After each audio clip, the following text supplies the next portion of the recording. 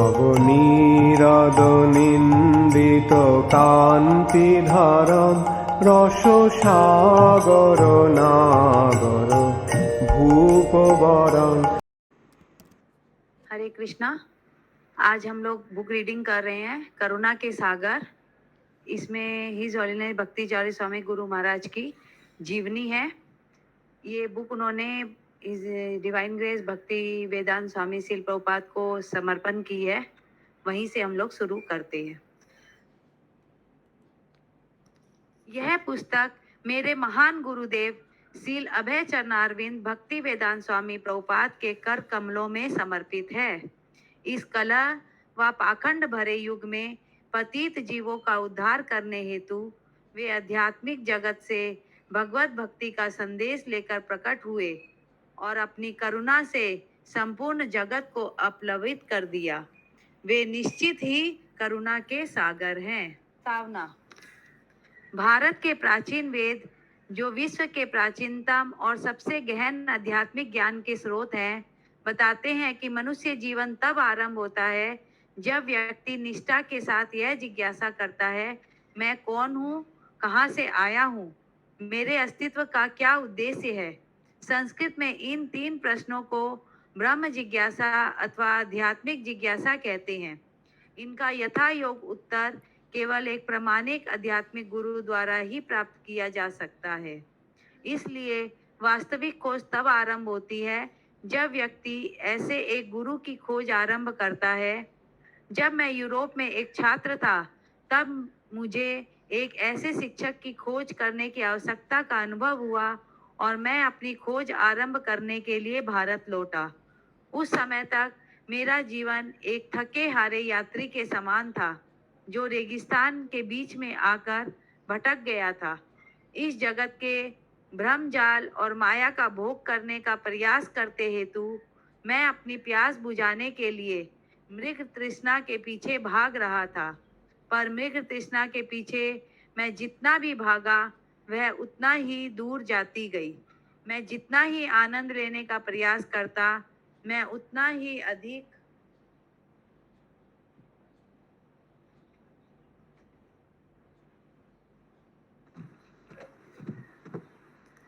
अनेक तीर्थों और एक लंबी हताश करने वाली यात्रा के बाद मैं अंततः उन दिव्य व्यक्तित्व से मिला जो मुझे इस अज्ञान के जगत से उद्धार कर ज्ञान के प्रकाश की ओर ले जाने वाले थे। वे दिव्य व्यक्ति मेरे नित्य आध्यात्मिक गुरु सील अभय चरणारविंद भक्ति वेदांत स्वामी प्रभुपाद थे।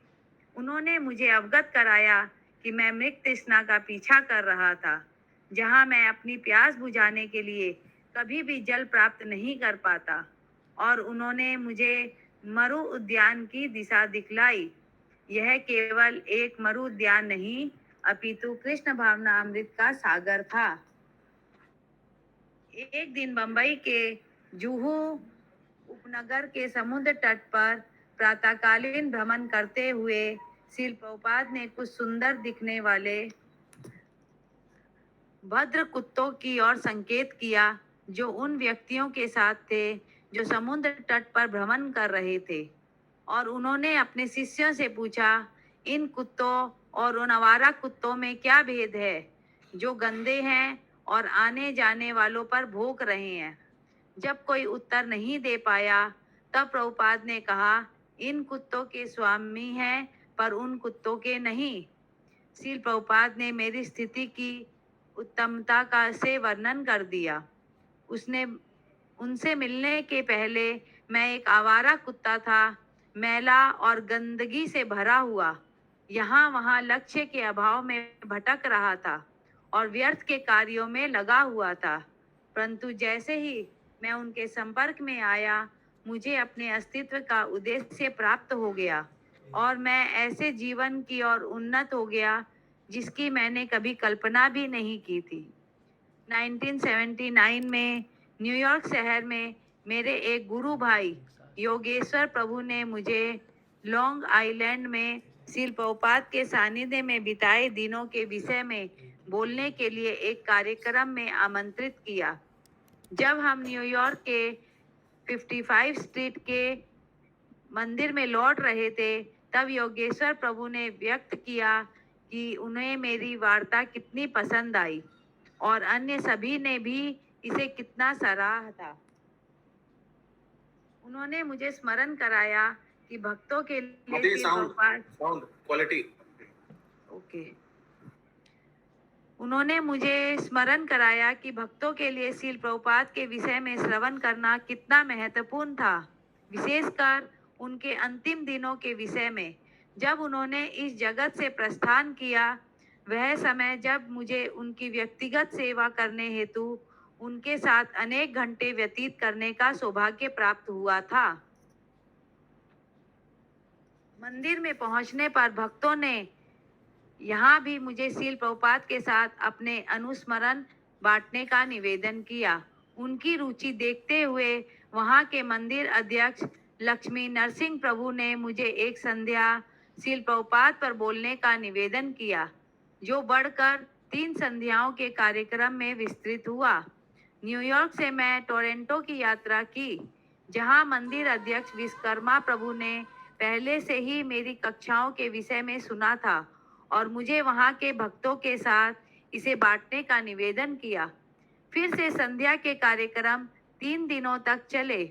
सभी विवरण और अधिक विस्तार पूर्ण होते गए और मैं यह देख सकता था कि भक्तों को वे कितनी गहराई से प्रभावित कर रहे थे। तीसरे दिन जब मैंने श्रील प्रभुपाद को इस जगत से प्रस्थान का वर्णन किया, तो अनेक भक्तों की आंखों से अश्रुधारा बह निकली। तब से जहां भी गया, भक्तगण मुझे कृष्ण कृपा मूर्ति श्रील प्रभुपाद के अंतिम दिनों का वर्णन करने की इच्छा प्रकट करते। लगभग 10 साल पहले मेरे एक शिष्य लंदन के दीन कृष्णदास ने प्रभुपाद के साथ मेरे अनुभव पर बोलने के लिए एक पॉडकास्ट का आयोजन किया और इसे भी बहुत पसंद किया गया। इसके बाद जय द्वैत महाराज, रविंद्र स्वरूप प्रभु और मेरे अन्य कई गुरु भाई मुझे एक पुस्तक लिखने के लिए प्रोत्साहित करने लगे। उन्होंने मुझे बताया कुछ ही भक्त श्रील प्रभुपाद के अंतिम दिनों के विषय में जानते थे, फिर भी मैं इस कार्य में समर्पित होने में हिचकिचा रहा था, क्योंकि मैं एक दीक्षा गुरु और अंतर्राष्ट्रीय कृष्ण भावना अमृत संघ के इस्कॉन के आध्यात्मिक नेता के कार्य में निरंतर व्यस्त रहा करता था। कुछ ही समय पहले मेरे कुछ शिष्य मुझे अपने तत्कालीन अनुस्मरण को प्रकाशित करने की बात करने लगे। रंग राधिका देवीदासी ने मेरे उस प्रवचनों का ध्वनि मुद्रण किया और उन्हें 80 पृष्ठों की एक पांडुलिपि में व्यवस्थित किया, जो अंततः इस पुस्तक का आधार बनी। जब मैंने श्रील प्रभुपाद के साथ अपने अनुस्मरण का लेखन कार्य पूर्ण किया, तब मेरे प्रिय मित्र और विद्वान गुरु भाई गरुड़ प्रभु डॉक्टर ग्राहम स्वेचिग ने हमारे अन्य एक मित्र डॉक्टर कार्ल हेजिंग को कालाचांद प्रभु को माताजी साउंड इसका संपादन करने का सुझाव दिया, जो अमेरिकन यूनिवर्सिटी में अंग्रेजी के प्रोफेसर थे। उन्होंने यह कार्य स्वीकार किया और सुझाया कि मैं अपने पिछले जीवन का भी एक छोटा वर्णन इसमें सम्मिलित करूं। मैंने ऐसा करने में मुझे संकोच था, क्योंकि यह पुस्तक मेरे आध्यात्मिक गुरु की महिमा गान के लिए थी, मेरी अपनी जीवनी नहीं, पर उन्होंने मुझे मना लिया कि पाठकगण मेरे विषय में भी स्वाभाविक रूप से जानना पसंद करेंगे और साथ ही अपने आध्यात्मिक गुरु से मिलने के पहले की मेरी आध्यात्मिक यात्रा के विषय में भी। इस सुझाव से पहला अध्याय प्रकट हुआ। देवा अमृत स्वामी, जो एक निकट मित्र है। भारती माताजी, निर्गुणा लिम्बरी माताजी को आपने भेजा? नहीं प्रभु जी, अभी नहीं हो पाएगा, उतना सारा बनाने में टाइम लगेगा। कितना पेज तक स्कैन हुआ है? अभी 100 ही हो पाया। 100 100 भिजवा दीजिए माता जी, भिजवा दीजिए। ये स्पीड में रीडिंग खत्म नहीं हो पाएगा टारगेट। यस, कंटिन्यू माता जी। प्रभु, ज्यादा स्पीड पढ़ने से फिर समझ में नहीं आएगा सब। सही बात बोला, अब स्टार्ट कंटिन्यू करिए माता जी। देवा अमृत स्वामी, जो एक निकट मित्र हैं और ऑस्ट्रेलिया और न्यूजीलैंड के भक्ति वेदांत ट्रस्ट के प्रबंधक हैं, ने सुझाया कि बीबीटी इस पुस्तक का प्रकाशन करने के लिए तैयार हो सकता है, और मैंने प्रसन्नता और सम्मान का अनुभव किया जब अन्य एक मित्र और बीबीटी के ट्रस्टी स्ववास प्रभु ने उत्तर अमेरिका के बीबीटी के माध्यम से इस पुस्तक के प्रकाशन की स्वीकृति दी। इसमें बीबीटी के संपादक द्रविड़ प्रभु और रचनाकार अर्चित प्रभु भी सम्मिलित हुए। मृत्युंजय चटर्जी, जो एक निकट परिचित हैं और कलकत्ता के जाने माने कलाकार हैं, ने सुझाया कि पुस्तक के कुछ वर्णनों का चित्रण किया जाए, और तपस कांति मित्र, जो स्वयं कलकत्ता के एक जाने माने कलाकार को संलग्न किया, जिन्होंने पुस्तक के आवरण की भी कलाकृति बनाई। प्रकाशन कार्य के समापन के समय पर ऑस्ट्रेलिया में मेरी शिष्या राधा विनोदनी दासी ने महत्वपूर्ण योगदान दिया। जब मैंने उन्हें अंतिम पांडुलिपि पढ़ने के लिए दी थी, लंदन ने मेरे शिष्य रास बिहारी कृष्णदास ने इसके प्रकाशन के शुल्क की दक्षिणा दी। रसानंद दास, राघव पंडित, राधा चरण दास, नटवर कृष्णदास, चंद्रिका राधिका, राधा देवी दासी, चितहारी कुंज कृष्णदास, कमलनाथ दास के अमूल्य सहयोग से विभू चैतन्य दास ने इस पुस्तक का हिंदी में अनुवाद संपन्न किया। मैं इतने सारे प्रिय भक्तों के प्रति गाढ़ रूप से ऋणी हूँ, जिनके कारण मेरे गुरुदेव श्रील प्रभुपाद को यह विनम्र अर्पण संभव हो पाया, जो निश्चित ही करुणा के सागर है। उनके चरण कमल की शरण ने मेरे जीवन के उद्देश्य को सफल बना दिया। भक्ति चारू स्वामी। हरि हरे बोल। कृष्णा। तो अभी चैप्टर 1 शुरू होगा, उनका जीवनी अभी शुरू हो रहा है ऑफिशियली। ओके, सो सब प्लीज ध्यान से श्रवण कीजिए। यस, जीवन के मार्ग पर 1944 से 1975 मैं सदा से आध्यात्मिक जीवन के प्रति आकर्षित था। जब मैं एक बालक था, तब अपनी माता के साथ रात के छत पर बैठकर तारों भरे आसमान को देखना पसंद करता। माता मुझे विभिन्न ग्रह दिखाती और उनके निवासी असीम शक्तिमान देवताओं की रोमांचक कहानियां सुनाती थी। मैं उनकी कथाएं मंत्रमुग्ध होकर सुनता और उनसे मिलने की अभिलाषा किया करता था। एक हिंदू पुण्यात्मा होने के कारण मेरी माता विभिन्न देवी देवताओं की पूजा किया करती थी, पर उन्होंने मुझे अपनी श्रद्धा कृष्ण और राम पर रखते हुए उन्हीं पर निर्भर रहना और कष्ट की स्थिति में उन्हीं से प्रार्थना करना सिखाया था। मेरे पिताजी एक शिक्षित, उन्नतशील और पश्चिमवादी व्यक्ति थे, और अध्यात्म में उनकी रुचि कम थी। उन्होंने भारतीय चलचित्र फिल्म निर्माण के अग्रणी स्तरों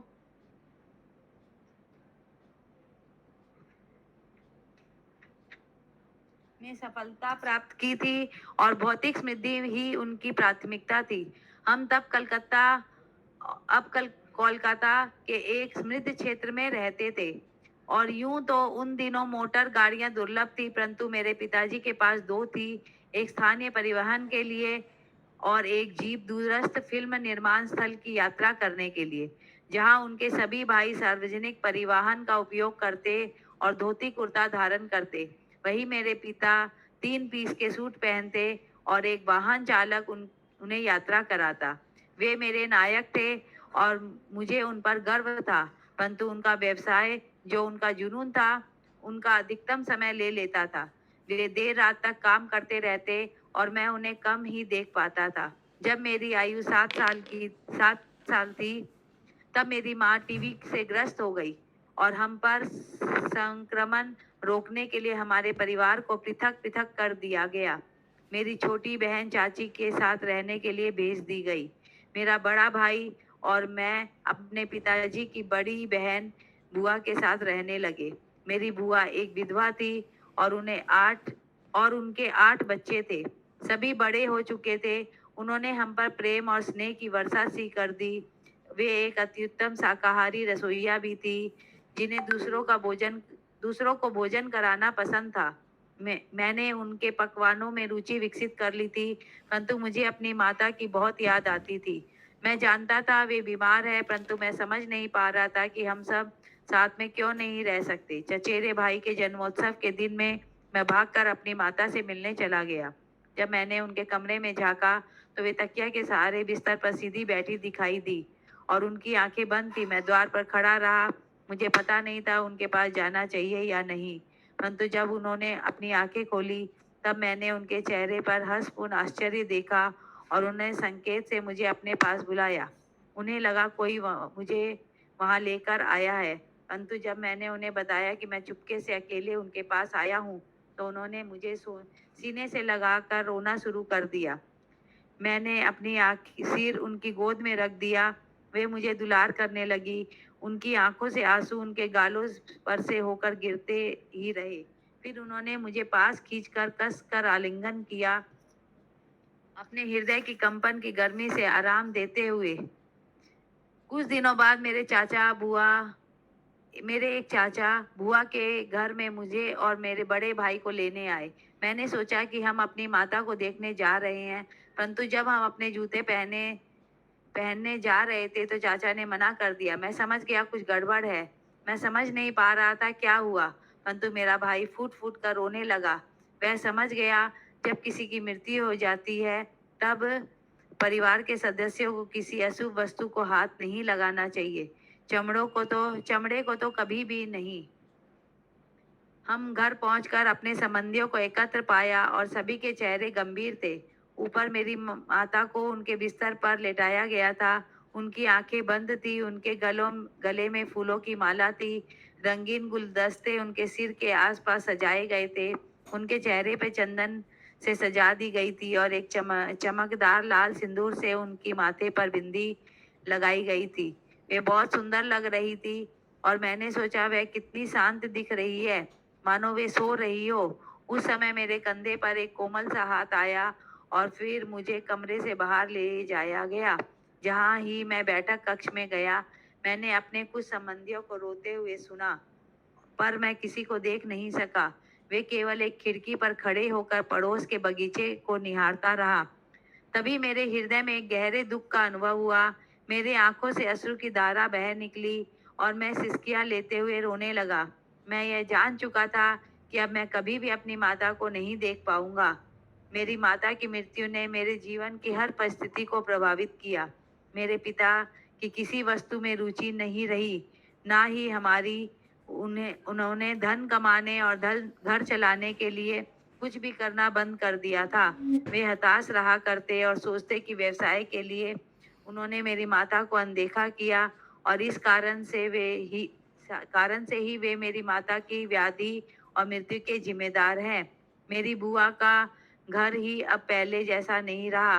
वे और मेरी बुआ के पुत्र बहुत स्नेहपूर्ण थे, परंतु अब बहुत थोड़ा अलग सा लगता था।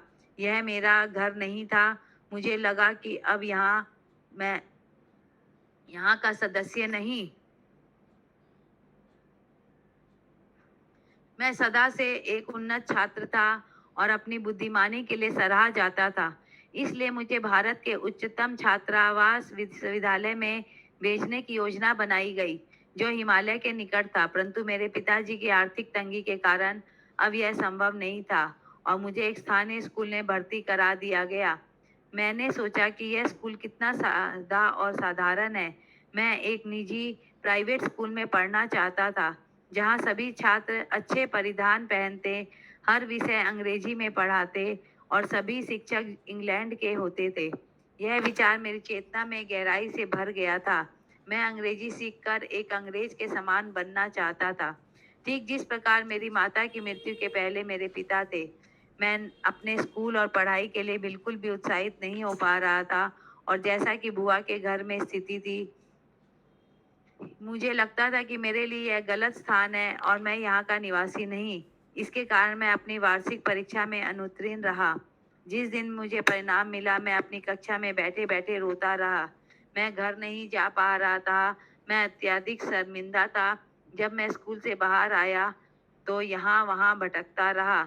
अंततः मैं स्वयं को गंगा किनारे पाया, सोचते हुए कि अब क्या किया जाए। तब मैंने देखा नदी के दूसरे तट पर रेलवे स्टेशन है।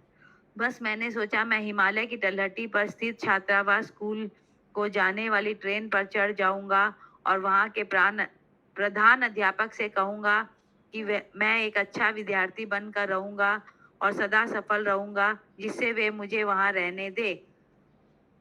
इसी विचार के साथ मैं अपने बुआ के घर की ओर दौड़ा। अभी भी दोपहर ही थी और इसलिए घर शांत था। मैं पिछले दरवाजे से अंदर गया, कुछ सामान उठाया, अपनी गुल्लक खाली किया और फुफेरे भाई के दराज से मुझे कुछ पैसे मिल गए। फिर मैं निकलकर स्टेशन की ओर भागा। एक छोटे बालक के अकेला देखकर टिकट बाबू को संदेह हुआ, परंतु मैंने उन्हें बताया कि मैं स्कूल वापस जा रहा हूँ।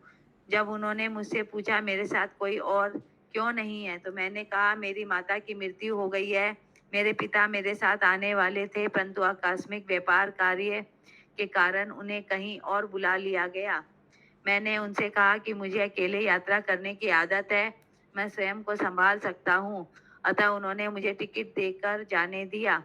मैंने यह कहानी सहयात्रियों को भी बताई और 1 घंटे बाद मैं उत्तर की दिशा में अपने सपने के छात्रावास विद्यालय की खोज में निकल पड़ा था। उस रात ट्रेन में नींद लग जाने के बाद मेरा हाथ हिलाकर धीरे से किसी ने मुझे उठाया। जब मैंने ऊपर देखा, मुझे दिखा कि ट्रेन एक जंक्शन पर खड़ी है और मैं यात्रियों के समूह से घिरा हुआ हूँ और उनके साथ एक पुलिस अफसर भी है। इस बार जब मुझसे पूछा गया मैं कौन हूँ, कहाँ जा रहा हूँ, तो मुझसे झूठ बोलने का साहस नहीं हुआ। जब पुलिस अफसर ने मेरी कहानी सुनी तो वे मुझे स्थानीय थाने पर ले गए और मेरे पिता से दूरभाष पर संपर्क किया। मैं उनसे बात नहीं करना चाहता था, पर जब अफसर ने बल दिया तो मैंने उनसे फोन लिया और उस पर फूट फूट कर रोने लगा।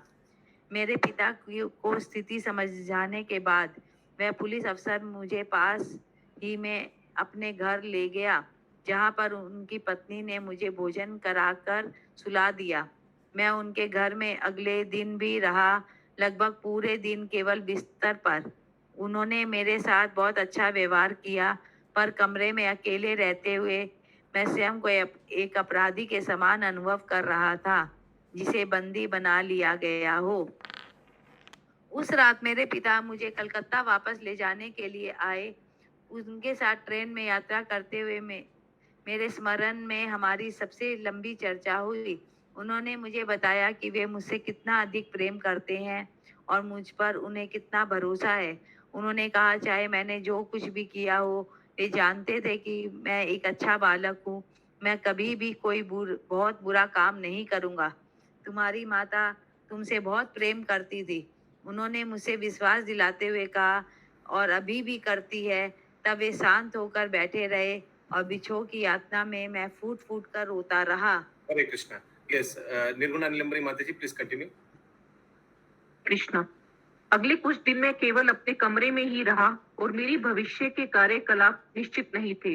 मेरी बुआ अभी भी बहुत ही सांत्वना समर्थन पूर्ण थी, परंतु मैं समझ पा रहा था कि सभी मेरे विषय में चिंताग्रस्त थे। निश्चित किया गया कि मुझे अपने चाचा के घर त्रिपुरा के खोवाई नगर में भेज दिया जाए। ये एक छोटा सा शहर था जो लगभग पूर्व दिशा में 500 किलोमीटर दूर बांग्लादेश की सीमा के पार था। एक सुबह मेरे चाचा का एक कर्मचारी आया और मैं उनके साथ हवाई यात्रा तक खोवाई पहुंचा। खोवाई नदी के तट पर पहाड़ों से घिरा एक शांत नगर था। सभी लोग एक दूसरे को जानते थे और ऐसा प्रतीत होता था कि वे सभी सादा और खुशहाल जीवन जीते थे। अपने भाइयों से भिन्न मेरे चाचा ने व्यवसाय को शिक्षा से अधिक महत्व दिया था और कोलकाता की मिलों में त्रिपुरा से जूट बेचकर व्यवसाय में सफलता प्राप्त की थी। इस नगर में सभी उनसे स्नेहपूर्ण आदर के साथ व्यवहार करते थे। आरंभ में मुझे लगा कि खोवाई वास मेरे भाग जाने के अपराध का दंड है, परंतु मेरे अनुभव ने मुझे ऐसे सभी संदेहों से मुक्त कर दिया। मैं एक बड़े शहर से आया था, इसलिए स्थानीय जन मेरे साथ आदर से व्यवहार करते थे। अधिक महत्वपूर्ण रूप से मेरे चाचा चाची ने मुझे अपने पुत्र के रूप में स्वीकार किया था और मैं उनके 3 छोटे बच्चों के लिए एक बड़े भाई के समान था। मेरी चाची ने मुझे बताया कि लंबे समय तक उनके शिशु प्राप्त न कर पाने के कारण उन्होंने मेरी माता से उनको देने का निवेदन किया था और अब भगवान ने उनकी इच्छा पूरी कर दी थी। इसलिए मैंने अपने खोवाई के जीवन में स्थिर होने लगा। मेरी माता की मृत्यु के बाद मेरे पिता के साथ मेरा संबंध कुछ उदासीन सा था, परंतु मेरे घर से भागने की घटना के बाद हम एक दूसरे के निकट आ गए और मैं अपने प्रति उनके प्रेम का पुनः अनुभव कर पा रहा था। उन्होंने मुझे जीवन उपयोगी उपदेशों के साथ एक पत्र लिखा और मेरी सफलता के प्रति उनका विश्वास तथा मेरे प्रति उनके प्रेम को उस पत्र में प्रकट किया। उन्होंने मुझे स्मरण कराया कि मेरी माता मुझे निरंतर देख रही है और यदि मैं जीवन में सफल होता हूं तो उन्हें मुझ पर गर्व होगा। हुवाई में सब अच्छा चल रहा था, मैंने अपने जीवन की गति पकड़ ली थी और दोस्त बनाने लगा था। साथ ही मेरी पढ़ाई भी अच्छी चल रही थी। मैं शरीर से बड़ा और बलवान तो नहीं था, परंतु खेल कूद में भी मुझे कुछ सफलता प्राप्त होती रही। मैं अपने स्कूल की फुटबॉल टीम का गोलकीपर था और साथ ही मेरे पसंदीदा खेल क्रिकेट का भी अच्छा खिलाड़ी था। अपने स्कूल के अंतिम साल 16 साल की आयु में मैं सब डिवीजन की टीम में चुना जाने वाला एकमात्र छात्र था। इस टीम में मेरे अलावा सभी उम्र में बड़े खिलाड़ी थे और वे सभी अधिकतर सरकारी अफसर थे। हमारी टीम ने अच्छा प्रदर्शन किया और हम अंतर जिला प्रतियोगिता के अंतिम खेल तक भी पहुंच गए थे। अंतिम खेल के आरंभ में विरोधी टीम बेहतर प्रदर्शन कर रही थी और हमारी हार लगभग निश्चित ही मान ली गई थी, लेकिन फिर भी मैंने अपना अर्धशतक पूरा किया, एक ही पारी में 50 रन, और अपनी टीम के लिए मैच जीत लिया। इसके बाद मैं बहुत प्रसिद्ध हो गया और सब डिविजनल अफसर ने नगर भवन में विजय समारोह पर मुझे सम्मानित किया। अंग्रेजी मेरा सबसे प्रिय विषय था। अधिकांश शिक्षित भारतीय या कम से कम उनमें से जिन्हें मैं जानता था मानते थे कि पश्चिम सर्वश्रेष्ठ है, वेस्ट इज द बेस्ट। यद्यपि ब्रिटिश राज 1947 में समाप्त हो चुका था, अभी भी उनकी संस्कृति प्रचलित थी। जैसा कि मेरे शिक्षक ने कहा था कि अगर आपको अंग्रेजी सीखनी है तो आपको अंग्रेजी में पढ़ना होगा, लिखना होगा, सोचना होगा और साथ ही स्वप्न भी अंग्रेजी में ही देखने होंगे। और मैं कर्मठता पूर्वक उनके इस उपदेश का पालन करते हुए अंग्रेजी सीखने का यत्न करने लगा। मेरे अधिकांश सहपाठियों से भिन्न मैं अंग्रेजी बोलने में हिचकिचाता नहीं था और मेरे शिक्षक तथा मैं प्राय अंग्रेजी में बात करते हुए घंटों व्यतीत किया करते। मेरे प्रीति पात्र शिक्षक श्री नीरद बाबू भारत के स्वतंत्रता संग्राम में स्वतंत्रता सेनानी रह चुके थे। उन्हें कैद में लेकर अंग्रेजों ने दयनीय रुपए से यातनाएं दी थी। मुझे बताया गया था कि यातनाओं के कारण उनके मस्तिष्क तक खून पहुंचाने वाली एक नस क्षतिग्रस्त हो गई थी और इसके कारण उनकी मानसिक सहनशीलता घट गई थी। वे प्राय थक कर दर्द के कारण हाथों से अपना सिर पकड़कर बैठ जाते, परंतु जब वे पढ़ाने में सक्षम होते तब बहुत प्रतिभाशाली रहा करते। यह कितना विरोधी भाव था। एक स्वतंत्रता सेनानी होने के कारण वे अंग्रेजों से द्वेष करते थे, परंतु उनकी भाषा उन्हें बहुत पसंद थी। मुझे साहित्य बहुत पसंद था और लेखकों के संवाद और कहानियां मुझे रोमांचित करते थे। अंग्रेजी लेखकों के साहित्य के साथ साथ हम होमर, टॉल्स्टॉय और अलेक्जेंडर ड्यूमा जैसे लेखकों के अंग्रेजी अनुवाद भी पढ़ा करते। मुझ पर इनका प्रभाव इतना गहरा था कि यूं तो मैं भारतीय लेखकों की प्रशंसा करता, परंतु भोलेपन में यह मान लेता कि उनके लेख भी उनके पश्चिमी पूर्ववर्तियों और समकक्षों से प्रभावित थे। प्रसिद्ध पश्चिम लेखकों की उन पुस्तकों ने मेरे भीतर दुनिया देखने और उसका भाग बनने की तीव्र इच्छा प्रज्वलित कर दी थी। मैंने अनुभव किया कि ज्ञान और अनुभव कक्षा में बैठे बैठे पुस्तक पढ़ने से प्राप्त नहीं होते। इन्हें प्राप्त करने के लिए विभिन्न स्थानों की यात्राएं करनी होती हैं और लोगों से मिलना होता है। मुझे बाहर जाकर दुनिया देखनी ही थी। मैं त्रिपुरा से अपनी शिक्षा को आगे बढ़ा सकता था, परंतु मैंने दार्जिलिंग के एक कॉलेज में जाने का निर्णय किया, एक सुंदर हिल स्टेशन जिसे अंग्रेजों ने अपने ग्रीष्म ऋतु निवास के रूप में निर्मित किया था। मेरे एक चाचा वहां पर एक सफल वकील थे और जब मैंने वहां जाकर पढ़ने की इच्छा प्रकट की तो खुशी खुशी उन्होंने सभी प्रबंध कर दिए। मेरी योजना एक वैज्ञानिक बनने की थी, इसलिए मैंने रसायन विज्ञान में ऑनर्स स्नातक के लिए पंजीकरण कराया, परंतु 2 साल बाद मुझे पायलट प्रशिक्षण की छात्रवृत्ति के लिए चुना गया, जिसके साथ भारतीय वायुसेना में नियुक्त किए जाने वाले की भी संभावना थी, इसलिए उनके स्थान पर मैंने यह पद चुन लिया। बाद में कलकत्ता में हवाई प्रशिक्षण प्राप्त करते हुए मेरी कुछ युवकों से मित्रता हुई, जिनकी दार्जिलिंग में मैंने सहायता की थी। वे कलकत्ता से बिना पूर्व आयोजन के दार्जिलिंग में ग्रीष्म अवकाश मनाने के लिए आए थे और दार्जिलिंग पहुंचने के बाद उन्होंने जाना कि वहां के सभी होटल बुक हो चुके थे और रहने के लिए कोई व्यवस्था नहीं थी और न ही उनका कोई परिचित ही था। उनमें से तुलसी सेन मेरी चचेरी बहन से मिलने थे और उनका फोन नंबर उनके पास उनके दार्जिलिंग के एकमात्र संपर्क के रूप में था। निराश होने पर उन्होंने मेरी चचेरी बहन को फोन कर अपनी स्थिति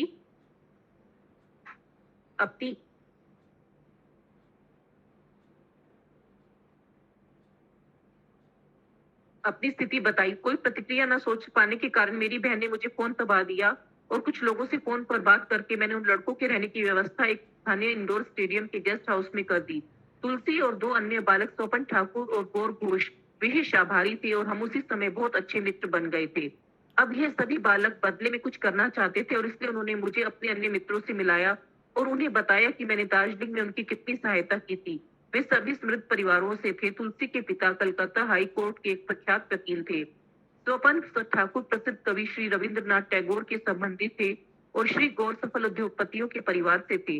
वे सभी उस तरह के स्कूल में पढ़े थे जिसमें जाने के मैं स्वप्न देखा करता था। तुलसी ने मुझे आनंद मोहन जी से मिलाया जो भारतीय रेलवे सर्विस कमीशन के अध्यक्ष चेयरमैन के पुत्र थे। हम तीनों गहरे मित्र बन गए और अपना अधिकतम खाली समय साथ बिताने लगे। मेरा हवाई प्रशिक्षण पूरा हो जाने पर मुझे बताया गया कि मैं वायुसेना में प्रवेश प्राप्त करने के लिए योग्य नहीं था। मेरे पास व्यावसायिक विमान चालक का लाइसेंस प्राप्त करने के लिए पर्याप्त धन नहीं था, इसलिए मैंने कुछ धन कमाकर विदेश यात्रा करने की योजना बनाई जिसकी मैं सदा स्वप्न देखा करता था। मैंने अपने एक मित्र आलोक गुप्ता के साथ जोड़ी बनाई और हमने ब्रूक बॉन्ड कंपनी की इंस्टेंट कॉफी, तुरंत तैयार होने वाली कॉफी का प्रचार करने का व्यवसाय आरंभ किया। जब हमारे पास पर्याप्त धन हो गया तो मेरे मित्र इंग्लैंड पढ़ाई करने चले गए और यूं तो मेरे अधिकांश मित्र वहीं जाने की इच्छा रखते थे, पर मेरी दृष्टि जर्मनी जाने पर टिकी थी, विशेषकर वहां एक हैम्बर्ग शहर में जहां मेरा एक चचेरा भाई था जिसने मुझे वहां आकर पढ़ाई करने के लिए प्रोत्साहित किया था। जर्मनी की मेरी पसंद एक आजीवन संबंध से भी प्रेरित थी क्योंकि मेरे पिता के करीबी मित्र श्री विद्यापति घोष, जिन्हें हम विद्यापति काकू कहा करते थे, ने बर्लिन में पढ़ाई की थी और एक जर्मन पत्नी हमारी डॉली काकीमा चाची के साथ लौटे थे। काकी एक यहूदी परिवार से थी और 1930 के दशक में जब यहूदियों पर जर्मनी में अत्याचार होना आरंभ हुए तब वे 400 मील की साइकिल यात्रा कर स्विट्जरलैंड की सीमा पार कर गए। जब वे कलकत्ता में आकर बसे तब शीघ्र ही डॉली काकीमा स्थानीय बंगाली संस्कृति में लीन हो गई। वे मेरी माता के बहुत निकट थी और सदा मुझसे स्नेहपूर्ण व्यवहार करती, विशेष रूप से मेरी माता की मृत्यु के बाद। इसलिए जब मैंने सुना कि मेरे एक अन्य मित्र प्रसून सामाजिक मनोविज्ञान की पढ़ाई करने के लिए जर्मनी जा रहा है तो मैंने भी उसके साथ जाने का निर्णय कर लिया। यूरोप और अमेरिका से अनेक युवा जन आध्यात्मिक जीवन की खोज में पूर्व की दिशा की यात्रा कर रहे थे, परंतु मैं अन्य भारतीयों के समान, जिसमें मेरे पिता भी सम्मिलित थे, भौतिक समृद्धि से आकृष्ट था और इसलिए मैंने अपनी दृष्टि व्यापक बनाने के लिए नए स्थानों की यात्रा करनी चाहिए। अतः 1971 की ग्रीष्म ऋतु की शाम को मैं प्रसन्न के साथ पश्चिम दिशा की यात्रा करने के लिए बम्बई की ट्रेन से निकल पड़ा। हमारे अनेक मित्रों के समान प्रसून और मैंने भी जैक कैरियफ की पुस्तक ऑन द रोड पढ़ी थी और उससे प्रभावित थे, इसलिए हमने यूरोप के लिए हवाई यात्रा करने के स्थान पर सड़कों से यात्रा करने की योजना बनाई। हिचाई किंग मुफ्त की सवारी लेते हुए यात्रा करना करते हुए हम जानते थे कि यह चुनौती होगी, विशेषकर इसलिए क्योंकि पाकिस्तान भारतीयों के लिए वर्जित था। लेकिन प्रसन्न ने सुझाया कि हम ईरान के बसरा शहर तक समुद्र से यात्रा करें और वहां से सड़क पर यात्रा आरंभ करें। इसलिए हमने मुंबई तक ट्रेन से यात्रा की और कुछ दिन रास्ते के देशों से वीजा प्राप्त करने में बिताए थे, जो थे इराक, टर्की, ग्रीस, इटली और स्विट्जरलैंड, और सभी के लिए वीजा की आवश्यकता थी। और एक सुबह एक मालवाहक जहाज में हम चल पड़े। फारस की खाड़ी, पर्शियन गल्फ पर एक सप्ताह तक मानो लगभग सभी बंदरगाहों में रुकते हुए हम बसरा पहुंचकर ठोस धरती पर पैर रखकर रोमांचित थे। मैं कभी भारत के बाहर नहीं गया था और टिग्रिस और यूफ्राटीस के तट पर स्थित असीरियन और बेबीलोनियन सभ्यताओं के विषय में पढ़कर मंत्रमुग्ध था। मेरा मन उनके चित्रों से भरा हुआ था, जिसमें उन हैंगिंग गार्डन के चित्र भी थे जिनका निर्माण राजा नेपुचा द चेनर ने कराया था, अपनी उस रानी को प्रसन्न करने के लिए जो ग्रातुर और हताशा थी। हमने सुना था कि बसरा में गुरुद्वारा है जहां हम निःशुल्क रह सकते हैं और कुछ स्थानीय बालकों ने हमें उसका रास्ता दिखाया। हम शीघ्र ही उनके मित्र बन गए और उन्होंने कहा कि अगली सुबह वे आकर हमें नगर दिखाने के लिए ले जाएंगे। हमने लंबे समय तक रुकने की योजना नहीं बनाई थी, परंतु हम नए संगियों के साथ उनके कॉलेज देखते हुए, अनेक उनके मित्रों से मिलते हुए, मस्जिद और पुराने लालोनी लैटिन गिरजाघर के दर्शन करते हुए और भारतीय बाजार को देखते हुए बहुत अच्छा अनुभव कर रहे थे। हमने कुछ दिन और रहने का निर्णय कर लिया। शाम को हम चाय पीते हुए खुली हवा वाले होटलों पर बैठकर बतियाते थे। ये कैसीनो कहलाते थे, जिसका अर्थ दूध क्रीड़ा का स्थान होता है, जबकि दूध क्रीड़ा खेलना शॉर्टल अरब नदी के तट पर प्रचलित नहीं था। 3 दिन बाद प्रसून और मैंने राजमार्ग के लिए एक बस से यात्रा की। इस राजमार्ग पर हम दूसरों के वाहन पर मुफ्त सवारी लेते हुए बगदाद यात्रा करने की योजना बना चुके थे। हालांकि कोई भी हमें सवारी नहीं दे रहा था। गर्मी अत्यधिक थी, अतः कई घंटों खड़े रहने के बाद हमने हताशा होकर बस की यात्रा करने का निश्चय किया। हम मुफ्त की सवारी लेकर महाद्वीपों को पार करने की यात्रा में तो असफल रहे, पर हमें इस बात की राहत थी कि हम झुलसाने वाले सूर्य से दूर आ गए थे। बसरा में एक अमेरिकी यात्रा ने हमें बगदाद के फ्रांसीसी गिरजाघर के बारे में बताया था, जहां हम निःशुल्क रह सकते थे। और जब हमें वह मिला, वह नगर के बीच में एक सुंदर प्रधान गिरजाघर था। यहाँ एक मध्य आयु के फ्रांसीसी पादरी ने हमारा स्वागत किया। बसरा के समान बगदाद में भी प्रसून और मैंने जल्दी ही मित्र बना लिए। हम संपन्न यूनिवर्सिटी छात्रों के एक समूह से मिले, जिन्होंने हमें नगर दिखाया और होटलों में हमारा आतिथ्य किया। हमारे आभार प्रकट करने पर उनका कहना था, कर्तव्य हरे कृष्णा। चैप्टर 3 अमृत की खोज, जुलाई 1976 से जनवरी 1977। कलकत्ता में मेरा यह समय मेरे जीवन का सबसे कठिन समय था। मैं ना तो अपने वातावरण के साथ सामंजस्य बिठा पा रहा था और ना ही अपने आध्यात्मिक जीवन में प्रवेश कर पा रहा था, जिसकी मुझे तीव्र इच्छा थी। मैं जानता था कि अध्यात्म के पथ पर चलने के लिए मुझे गुरु की आवश्यकता है, ऐसा कोई जो मेरा हाथ पकड़कर अध्यात्म के पथ पर मेरा मार्गदर्शन करे और ऐसे दिव्य जगत में ले जाए जो ज्ञान और आनंद से परिपूर्ण हो। परंतु मैं उन्हें ढूंढ नहीं पाया था और अब मुझे उनकी प्रतीक्षा थी। आनंदमयी माता के साथ मेरे अनुभव ने मुझे आशा दी थी। मुझे लगा, अगर कोई गुरु है, मेरे कोई गुरु है, तो वे ही स्वयं को मेरे समक्ष प्रकट करेंगे। एक शाम को मेरा पुराना मित्र प्रसन्न मुझसे मिलने आया। मैं उसे देखकर प्रसन्न था, परंतु वह पहले से अलग दिख रहा था।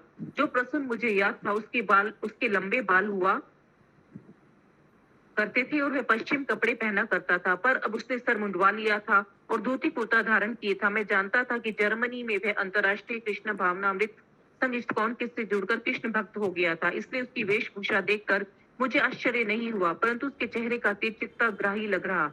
उसके पूरे व्यवहार से शांति और संतुष्टि का वितरण हो रहा था।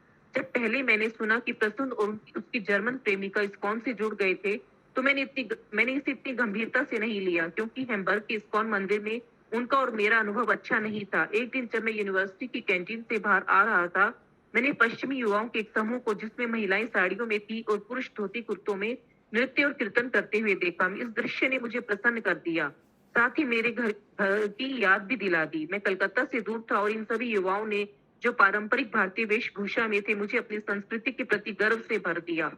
उसमें एक भक्त पत्रिकाएं बांट रहा था। मैंने उससे जाकर एक पत्रिका ले ली और हम दोनों की चर्चा भी हुई। उसने अपने आंदोलन के विषय में बताकर मुझे उनके मंदिर में आमंत्रित किया था, जो यूनिवर्सिटी से एक भूमिगत रेलवे स्टेशन जितनी दूरी पर था। मैं मंदिर गया, उनमें से कुछ भक्तों से मित्रता की और जब मैंने अपना अनुभव प्रसन्न से बांटा, तो मैं और प्रसून साथ साथ उस मंदिर में फिर कई बार गए। एक बार हम एक अमेरिकी भक्त से बातें कर रहे थे और क्योंकि हम ही अधिकांश बातें कर रहे थे, अन्य एक भक्त, जिन्हें हमारा अधिक बोलना और कम सुनना पसंद नहीं आया, वह बोल पड़ा कि बुद्ध एक धोखेबाज थे और बंगाल में प्रसिद्ध श्री रामकृष्ण परमहंस एक ठग। प्रसन्न ने मेरी और आश्चर्य के साथ देखा और ना तो मैंने और ना ही प्रसन्न ने बुद्ध या रामकृष्ण की कोई बात उठाई थी और मैंने शांति से संकेत किया कि हमें वहां से प्रस्थान करना चाहिए और हमने ऐसा ही किया। फिर हम कभी लौटे भी नहीं। तब से जब भी मैं भक्तों को देखता, उनसे दूर ही रहता। अगर वे सड़क की एक ओर चल रहे होते तो मैं दूसरी ओर चलता। और जब मैं कलकत्ता वापस लौटा, तब यूं तो इस्कॉन मंदिर मेरे घर से अधिक दूर नहीं था और मैं उसके पास से कई बार निकला भी, पर कभी अंदर नहीं गया। इसलिए जब मैंने सुना कि प्रसून इससे जुड़ गया है, तो पहले मैंने इसे इतनी गंभीरता से नहीं लिया, परंतु जिस प्रकार जब प्रसून मुझे दिख रहा था, उसके चेहरे के तेज के कारण मुझे अपनी धारणा बदलनी पड़ी। क्या तुम वास्तव में अपने नए जीवन के प्रति गंभीर हो? मैंने उससे पूछा। उसने कोमल मुस्कान के साथ उत्तर दिया, जी हाँ। उसने मुझे बताया कि किस प्रकार बर्निल में श्री ईशोपनिषद नामक पुस्तक पढ़कर वे इस्कॉन के साथ जुड़ गया था। यह पुस्तक, जो इस्कॉन के संस्थापकाचार्य एसी भक्ति वेदांत स्वामी शील प्रभुपाद ने लिखी थी, प्रसून की दीक्षा हो चुकी थी और उसे आध्यात्मिक नाम मिला था, सर्व भावना दास अधिकारी। अब वह कृष्ण भावनामृत आंदोलन का भारत में प्रचार करने के लिए लौटा था और दिल्ली के इस्कॉन मंदिर में उपाध्यक्ष के रूप में सेवा कर रहा था। उसने मुझे दिल्ली आने के लिए आमंत्रित किया, परंतु मैं अभी भी पूर्ण रूप से आश्वस्त नहीं था। उसने मुझे अधिक मनाने या उपदेश देने का प्रयास नहीं किया। हमने केवल बातें की और एक दूसरे के संग का आनंद लिया।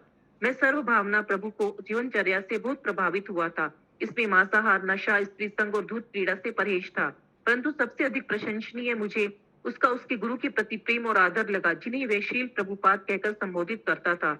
जब सर्व भावना प्रभु उनके विषय में बोलते तो उसकी आंखों में चमक आ जाती और चेहरा आनंद से उज्जवल हो उठता।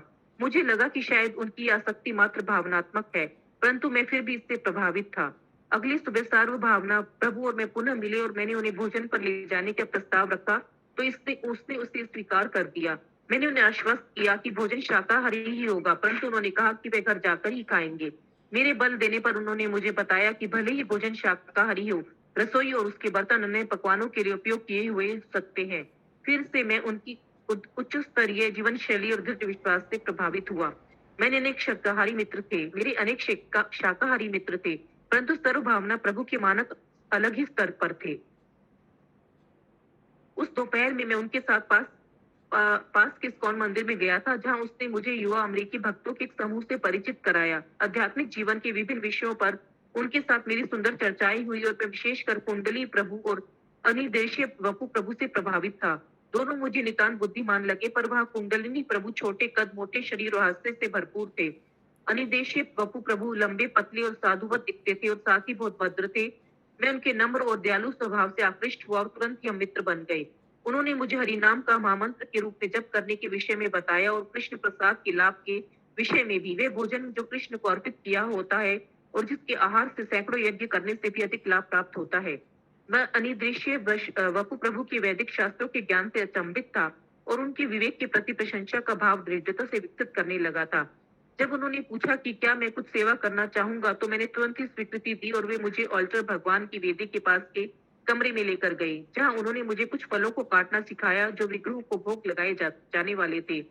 उन्होंने भक्ति में सेवा के फलाभों के विषय में मुझे बताया। यह जीव के लिए उच्चतम कार्य था और इसके लाभ को भौतिक गणना से जान पाना संभव नहीं था।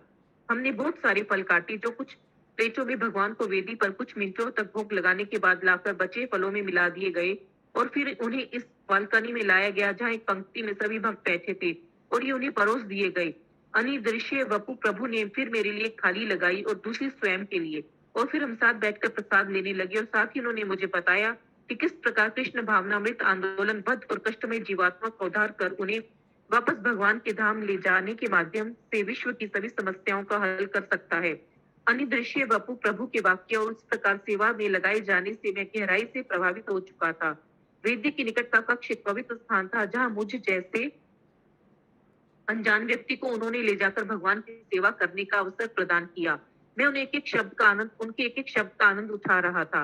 अगले कुछ दिनों तक मैं नियमित रूप से मंदिर आया। एक शाम को संध्या आरती और भगवत गीता पर प्रवचन सुनने के बाद मैं एक गीता की एक प्रति प्राप्त करना चाहता था। उनके पास उस समय भगवत गीता की प्रति नहीं थी, पर जब मैंने कहा कि मैं उनके पास से कोई भी पुस्तक प्राप्त करके संतुष्ट रहूंगा, तो एक भक्त ने मुझे भक्ति रसामृत सिंधु की एक प्रति मुफ्त में दे दी। वह पुस्तक, जो 16वीं सदी के एक संत कवि और विद्वान शील रूप स्वामी के संस्कृत ग्रंथ पर शील प्रभुपाद द्वारा लिखित अंग्रेजी सारांश था। घर पहुंचते ही मैं पुस्तक खोलकर पढ़ने लगा। मुझे लगा मानो एक नया सत्य मेरी आंखों के सामने उजागर हो रहा था। पुस्तक के आरंभ में ही शील प्रभुपाद ने यह घोषित कर दिया कि भगवान एक व्यक्ति है, पूर्ण पुरुषोत्तम भगवान श्री कृष्ण। बचपन से ही कृष्ण के प्रति मेरी गहन आसक्ति थी, परंतु उनके परम पुरुषोत्तम भगवान होने की इतनी स्पष्ट समझ कभी भी नहीं थी। अपनी पूरी आध्यात्मिक खोज में मेरी यही धारणा थी कि मुक्ति ही जीवन का परम लक्ष्य है, परंतु शील प्रभुपाद ने बड़ी स्पष्टता के साथ ये समझा दिया कि वह व्यक्ति जो भगवान की भक्ति में सेवा में संलग्न होता है, वह मुक्ति अपने आप प्राप्त कर लेता है। मैंने अब तक ऐसा कुछ भी नहीं पढ़ा था। यही वह ज्ञान था जिसे मैं अपने जीवन भर खोज रहा था। अब मैं युवा था। आयन रैंड की विचारधारा अनात्मवाद से प्रभावित था, जो उन्होंने अपने उपन्यास एटलस श्रृंग से प्रचारित की थी। इस उपन्यास के अनुसार मेरी आदर्श समाज की धारणा निर्मित हुई, परंतु भक्ति रसामृत सिंधु के माध्यम से हमने समझ गया कि आदर्श समाज की सर्वोच्च सिद्धि है क्या। उसके पृष्ठों में मैंने जीवन के सर्वोच्च आदर्श भगवान की निस्वार्थ सेवा पर आधारित समाज के दर्शन किए। मैं सो जाने तक पढ़ता रहा और अगली सुबह उठने पर सर्वप्रथम मैंने पुनः उस पुस्तक को उठाकर पढ़ना शुरू कर दिया।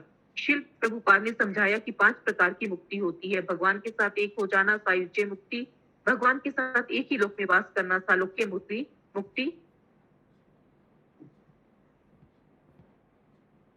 भगवान जैसा स्वरूप प्राप्त करना स्वरूपे मुक्ति, भगवान के समान ऐश्वर्य होना सादृश्य मुक्ति और भगवान का संगी बनकर रहना सामप्य मुक्ति।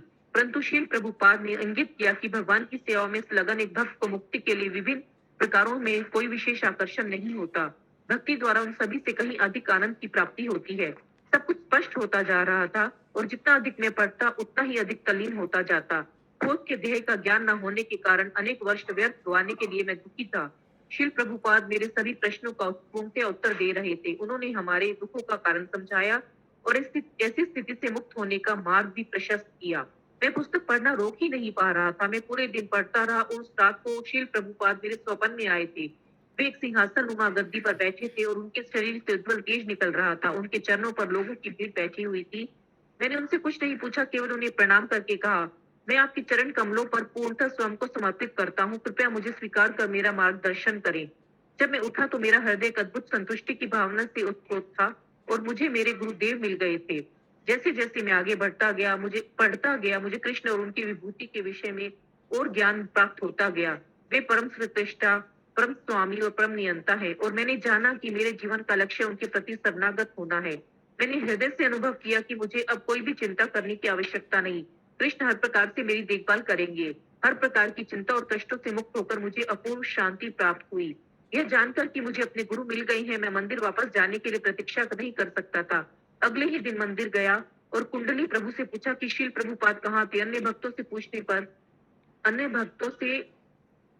पर उन्होंने मुझे बताया कि शील प्रभुपाद उस समय अमेरिका में थे और कुछ महीनों तक भारत नहीं आने वाले थे। कम से कम अक्टूबर तक तो नहीं। प्राय वे गर्मियों में अमेरिका में रहते और शरद ऋतु में भारत आया करते थे। शील प्रभुपाद के वापस आने की प्रतीक्षा करते हुए मैंने सोचा कि मैं इसी बीच बंगाल और उनके स्थानों की यात्रा करूं जहां पर श्रीमती राधा रानी के भाव में स्वयं श्री कृष्ण ने श्री चैतन्य महाप्रभु के अवतार में लगभग 500 साल पहले दिव्य लीलाएं संपन्न की थी। मैं उनके इतने समीप जन्म लेने के कारण स्वयं को भाग्यशाली समझ रहा था। सर्वप्रथम मैं मायापुर गया। श्री जो चैतन्य महाप्रभु का जन्म स्थान था, कलकत्ता से केवल 130 किलोमीटर दूर। मैं शाम को वहां पहुंचा और उस समय मंदिर में आरती हो रही थी और एक बड़े से हॉल में मृदंगों की ध्वनि गूंज रही थी। यह कमरा भक्तों से भरा हुआ था, जिसमें लगभग सभी पश्चिमी थे। हर कोई अपनी तरह से कीर्तन की धुन के अनुसार नृत्य कर रहा था। ये दृश्य उल्लास से भरा हुआ था और सभी यूं ही तो पसीने से लथपथ थे, पर दिव्य प्रतीत हो रहे थे। आरती के बाद अनेक भक्तों ने मुझसे बात की। सभी बहुत मित्रवत थे और उन्होंने गेस्ट हाउस में मेरे रुकने का प्रबंध कर दिया। साथ ही भगवत गीता प्रवचन में भाग लेने के लिए भी आमंत्रित किया, जो प्रारंभ होने ही वाला था। यह गीता कक्ष ऊपर के तल में एक बड़े सम्मेलन कक्ष में थी और उसका नेतृत्व एक ब्रह्मचारी भक्त राघव पंडित प्रभु कर रहे थे। यहाँ का वातावरण प्रेरणादायी था। सभी उज्जवल युवा भक्त बड़े ध्यान से सुन रहे थे। मुझे ऐसा लगा मानो आध्यात्मिक जगत की झलक प्राप्त हो रही हो। राघव पंडित प्रभु बड़े विद्वान थे और उन्होंने सुंदरता से आध्यात्मिक जीवन का, हमारे भौतिक प्रयासों की व्यर्थता का और आध्यात्मिक गतिविधियों में संलग्न होने का महत्व समझाया। उन्होंने बताया, कृष्ण की शरण लेने और उनकी सेवा करने से हम सच्चे आनंद को प्राप्त कर सकते हैं, जिसके लिए हम वर्षों से लालायित हैं। और शील प्रभुपाद ने हम सभी के लिए मायापुर के निर्मल वातावरण में तथा भगवान के भक्तों के संग में इसकी उत्तम व्यवस्था की थी, जिससे कि हम उस उत्तम सिद्धि को प्राप्त कर सके। इस व्यवस्था के होने के कारण मैं स्वयं को सौभाग्यवान समझ रहा था। मुझे लगा कि श्री राघव पंडित सीधे ही मुझे उपदेश दे रहे हैं। यह मेरी स्थिति के लिए कितना उपयुक्त था। मैं यह देखकर बड़ा ही प्रभावित हुआ कि एक पश्चिम व्यक्ति को वेदों के विषय में कितना ज्ञान है। ये भगवत गीता के संस्कृत श्लोक को ऐसे प्रस्तुत कर रहे थे मानो उन्हें सारे शास्त्र कंठस्थ हो। कक्षा के बाद हम सब बैठकर बातें करने लगे। उन दिनों मायापुर में अधिक लोग नहीं आते थे। भक्त ये जानने के लिए उत्सुक थे कि मैं वहां क्यों आया था। वे बहुत उत्साहित थे और उन्होंने मुझसे अनुरोध किया कि मैं वहीं रहकर एक भक्त बन जाऊं या कम से कम प्रयास तो करूंगी। एक ब्रह्मचारी भक्त मिठाइयां और अन्य स्वादिष्ट पकवानों की एक बड़ी थाली ले आए और धरती पर बैठे सभी भक्तों को परोसा। वे सभी केले के पत्तों पर खा रहे थे। यह भोजन महाप्रसाद था। मुझे बताया गया, प्रसाद जो सीधे विग्रह के पास ले जाया जाता है। मैंने पहले कभी इतने स्वादिष्ट पकवान नहीं चखे थे। ये तो मायापुर में केवल आधारभूत सुविधाएं ही थी, परंतु मुझे काफी कुछ घर जैसा अनुभव हो रहा था। मैं अगले दिन प्रातः जल्दी उठा, सूर्योदय से लंबे समय पहले, और मैंने मंगल आरती में भाग लिया। उसके बाद मैंने भक्तों के साथ बैठकर पहली बार जप किया। मैं हरे कृष्ण मंत्र को बचपन से जानता था। हरे कृष्ण कृष्ण कृष्ण हरे हरे, हरे राम राम राम हरे हरे। मैंने इसका गायन सुना था और मैंने कई कीर्तनों में भी गाया था। और अनिर्दृश्य वपु प्रभु ने कलकत्ता में मुझे इसका आध्यात्मिक अभिप्राय समझाया था, परंतु मैंने कभी इतनी शांति से माला पर इसका जप नहीं किया था। सुबह 7 बजे हम सभी ने श्रृंगार आरती में भाग लिया और भगवान को प्रणाम किया। फिर हमने गुरु पूजा में शील प्रभुपाद की पूजा की और इसके बाद हम श्रीमद् भागवतम कक्षा के लिए ऊपर कमरे में एकत्र हुए। मुझे बताया गया कि एक वरिष्ठ सन्यासी भक्त वैष्णव के सबसे महत्वपूर्ण ग्रंथ श्रीमद् भागवतम पर प्रवचन करने वाली है, जिसका शील प्रभुपाद ने अनुवाद किया था और उस पर विस्तृत टीका भी लिखी थी। कमरे में एक आकर्षक युवा अमेरिकी ऊंचे आसन पर बैठकर जय राधा माधव कुंज बिहारी गीत गा रहे थे। मैंने यह प्रार्थना पहले कभी नहीं सुनी थी, पर मैंने जाना कि मंदिरों के विग्रहों का नाम श्री श्री राधा माधव था, और अब मैंने समझा कि श्रीमद् भागवतम और विग्रहों के बीच एक संबंध है। सब कुछ उदात्त और अद्भुत था। यह युवा सन्यासी पिछली शाम को कक्षा देने वाले भक्त के समान ही विद्वान थे और संस्कृत के श्लोक धारा प्रवाह रूप में प्रमाण के साथ उच्चारित करते थे। मेरे अनुभव में पहली बार मैंने पश्चिम व्यक्तियों में वैदिक शास्त्रों पर नियंत्रण देखा था। मैं उनके प्रवचन से विस्मयाभिभूत था और इस विषय में मैं अपनी अज्ञानता के प्रति दर्दनाक रूप से अवगत हुआ था, और इसके साथ में श्रील प्रभुपाद के शिष्यों पर उनके गहरे प्रभाव को भी समझ पा रहा था। कक्षा के बाद वे सन्यासी एक मुस्कान के साथ मुझसे आकर मिले और सत धन्य स्वामी के रूप में अपना परिचय दिया। उन्होंने कहा कि वे पहले से मेरे विषय में सुन चुके थे और उन्होंने मुझसे मिलने पर हर्ष व्यक्त किया और सभी के साथ मिलकर मुझे भी भक्तों के साथ रहते हुए स्वयं भक्त हो जाने का निवेदन किया। इतने सारे सौहार्दपूर्ण आमंत्रण और साथ में अद्भुत आध्यात्मिक वातावरण मुझे बहुत आकृष्ट कर रहा था, क्योंकि मैंने पहले से ही श्रील प्रभुपाद के भक्ति रसामृत सिंधु ग्रंथ का पढ़कर उनकी शरण लेने का मन बना लिया था। मैंने सोचा मैं समर्पित होकर यहाँ क्यों नहीं रह जाता। यह तनिक भी कठिन नहीं था। बस मैं एक नई नाई के पास गया, सर मुंडवाया, एक धोती और कुर्ते का सेट खरीदा, गंगा में स्नान किया, पुराने कपड़े फेंक दिए और नए कपड़े पहन लिए। जब मैं मंदिर लौटा तो सभी ने मेरे परिवर्तन को देखकर आश्चर्यचकित और प्रसन्न थे। सबसे पहले पांडु प्रभु ने मुझे देखा, जो स्वयं अमेरिका के प्रतिभाशाली कलाकार थे, और उनके साथ शाम को मेरी मित्रता हो गई थी। अरे, उन्होंने आश्चर्य के साथ कहा, आपने सर मुंडवा लिया और भक्ति बन गई। फिर उन्होंने आगे कहा, नहीं, आप तो सदा से भक्त थे। मायापुर मंदिर और धर्म संप्रदाय 2 सह प्रबंधकों द्वारा संचालित किया जा रहा था। श्रीमद जय पताका स्वामी महाराज एवं श्रीमद भवानंद स्वामी महाराज दोनों अमेरिका के रहने वाले थे। गुरु महाराज जय पताका महाराज बहुत युवा थे और उनकी तुलना में भवानंद महाराज थोड़ी बड़ी उम्र के थे। मुझे उनसे एक ऑफिस में मिलवाया गया, जहां वे दोनों एक साथ धरती पर एक गद्दे पर भक्तों से घिरे हुए बैठे थे। आरंभिक बातचीत के बाद मुझे एक फॉर्म भरने के लिए कहा गया, जिसमें मुझे मेरा नाम, पता और अन्य विवरण देने थे। फॉर्म का एक विवरण मुझे विशेषकर पसंद आया कि मैं ऐसा व्यवहार कभी नहीं करूंगा जिससे श्रील प्रभुपाद का अपमान हो या बदनामी हो। यह बात मेरे हृदय में गहराई तक अंकित हो गई। इसके बाद मुझे इटली के एक ब्रह्मचारी मधु सेवित प्रभु से परिचित कराया गया, और जो मंदिर के कमांडर के रूप में कार्य करते थे। वे एक सेनापति के समान थे और गंभीर एवं कठोर जान पड़ते थे, जो मुझे काफी उचित प्रतीत हुआ। उन पर भक्तों की सेवा में लगन रहने की जिम्मेदारी थी, और उन्होंने मुझे सबसे पहली सेवा खिचड़ी पकाने में सहायता करने को दी, जो दोपहर में भोजन वितरण कार्यक्रम के अंतर्गत स्थानीय ग्रामीणों में वितरित की जाने वाली थी। जब मैं रसोई में गया और एक वृद्ध बंगाली भक्त से मिला तो उन्होंने ऊपर से नीचे तक मुझे देखा। मैं बता सकता हूँ कि वे खुश नहीं थे। वे मुझे पीछे ले गए और एक लकड़ी के ढेरों की ओर संकेत करते हुए लकड़ी को रसोई में लाने के लिए कहा और चले गए।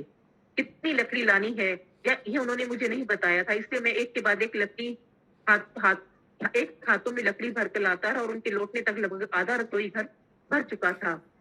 उन्होंने मुझे नाराजगी और घृणा भरी दृष्टि से देखा और अधिकतम लकड़ी वापस ढेर में रखाने के लिए कहा। वे फिर मुझे गोदाम में ले गए और वहां से चावल और दाल लाने के लिए कहा और फिर अदृश्य हो गए। चावल के बोरे लगभग सभी 100 किलो के थे। उन्हें उठाकर अकेले रसोई घर में ले जाना तो दूर, मैं उन्हें उठा भी नहीं सकता था, इसलिए मैंने एक बोरे को पकड़ा और घसीटते हुए ले जाने का प्रयास किया। ऐसा करते समय वे सीढ़ियों और एक खंबे के बीच फंस गया। मैं उसे निकालने के लिए अधिकतर जोर लगाकर खींचा, पर वह इधरा भी नहीं, और इसके बाद एक और बार खींचने पर बोरा फटा और पूरे फर्श पर दाल बिखर गई। स्वाभाविक रूप से उसी समय प्रबंधक भक्त वहां आए। उन्होंने मेरा झमेला देखा और इतने चिढ़ गए कि उन्होंने कुछ कहा ही नहीं। उन्होंने चेहरे के भाव से ही यह दर्शा दिया कि उन्होंने आज तक मुझसे बड़ा निकम्मा व्यक्ति नहीं देखा था। मुझे लगा कि मेरी सेवा के गड़बड़ी भरे प्रयास से भक्त केवल नाराज ही हुए। यह था नायापुर में मेरे आध्यात्मिक जीवन का आरंभ। अगले दिन मुझे कुछ भक्तों के साथ खेत में जाकर घास काटने के लिए नियुक्त किया गया। अंततः मुझे लगा यह एक ऐसी सेवा है जो बिना किसी गड़बड़ी के कर सकता हूँ। परंतु जब भवानंद महाराज ने मेरी सेवा के विषय में सुना तो वे बहुत नाराज हुए और मधु सेवित प्रभु को मुझे ऐसी दासोचित सेवा में लगाने के लिए फटकारा। मधु सेवित प्रभु ने आकर मुझसे क्षमा मांगी। उन्होंने बताया कि ऐसी व्यवस्था है कि जब कोई व्यक्ति मंदिर में आता है तो उसकी ईमानदारी की परीक्षा लेने के लिए कठिन से कठिन सेवाएं दी जाती है। मैंने बताया कि मुझे विचार पसंद था। मैं अपना नया जीवन आरंभ कर रहा था और मुझे दी जाने वाली किसी भी सेवा के लिए मैं तैयार था। हमारा जीवन केवल कृष्ण की सेवा और उन्हें आनंद प्राप्त करने के लिए है। ये कृष्ण भावनामृत में मेरी पहली शिक्षा थी। हमारी ये आपसी समझ में कुछ समय तक ही रही। एक दोपहर मुझे मधु सेवित प्रभु ने लाइब्रेरी में पढ़ता पाया और कुछ तिरस्कार की वाणी से उन्होंने मुझे बाहर जाकर कोई सेवा करने का आदेश दिया। मैं जानता था कि दोपहर में सभी को आराम करने की अनुमति थी, इसलिए मैंने कहा कि अभी मैं पढ़ रहा हूँ और मैं पढ़ाई को जारी रखना चाहूंगा। अगर सेवा करने के लिए उन्हें कोई और नहीं मिलता तो मैं बाद में सेवा कर दूंगा। आज तक कभी भी किसी ने भी मधु सेवित प्रभु से ऐसी बात नहीं की थी, विशेषकर एक नए भक्त ने तो कभी नहीं। वे तुरंत ही भड़क गए और कहा कि मैं सबसे अधिक घमंडी व्यक्ति हूँ। मैंने बहस नहीं की, केवल भवानंद महाराज के कमरे में गया और उन्हें अपने साथ हुए व्यवहार के बारे में बता दिया। भवानंद महाराज ने तुरंत नीचे जाकर फिर से मधु सेवित प्रभु को फटकार लगाई, जो लज्जित हुए और कहा कि शत धन्य महाराज ने मुझे सदा सेवा में लगाए रखने के लिए कहा था, जिससे मैं माया में न पड़ जाऊं। माया जो भगवान की शक्ति का भ्रामक पहलू है और व्यक्ति को उनसे दूर ले जाती है। अतः भवानंद महाराज ने शत धन्य महाराज को बुलाकर उन्हें भी फटकारा और पूछा कि क्या वे कोई नए नाजीबंदी शिविर चला रहे थे। तब से घटनाएं अधिक सुचारू हो गई। सभी भक्त मेरे प्रति सकारात्मक होते जान पड़ रहे थे और मैं सभी के निकट होता जा रहा था। मधु सेवित प्रभु और मैं भी अच्छे मित्र बन रहे थे। वे गंभीर और ईमानदार भक्त थे। वे सीधी स्पष्ट बात करते और समय बर्बाद नहीं करते थे। श्री प्रभुपाद के प्रति उनका समर्पण स्वाभाविक था और वे पूर्णतः अपनी सेवा पर केंद्रित रहते थे। आरंभ में भवानंद महाराज बहुत उच्च स्तरीय और अलभ्य जान पड़ते थे, पर समय के साथ में उनसे भी मित्रवत हो गया। वे बहुत प्रभावशाली और जीवंत व्यक्तित्व थे और साथ ही उनका शरीर सुदृढ़ और आवाज बुलंद थी।